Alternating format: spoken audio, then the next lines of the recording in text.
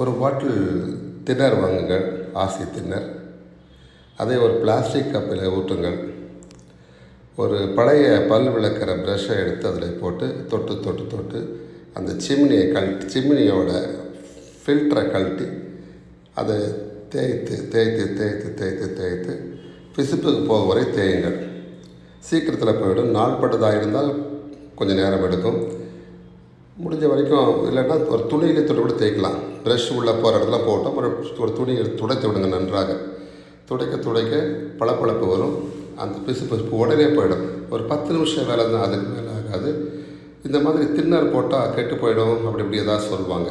நான் 2 வருஷமாக உபயோகிக்கிறேன். நான் அதை சிம்னியோட உள்புறத்தை மாத்திரம் இல்லை, வெளிப்புறத்தையும் அதெல்லாம் துடைக்கிறேன். புதுசு மாதிரி இன்றும் அப்படியே இருக்கிறது. என்னுடைய வீடியோவை பாருங்கள், அதில் உங்களுக்கு தெரியும். அதை பார்க்கும்போது நீங்கள் விளங்கிக் கொள்வீர்கள். இதனால் ஒன்றும் ஆகாது. நன்றி.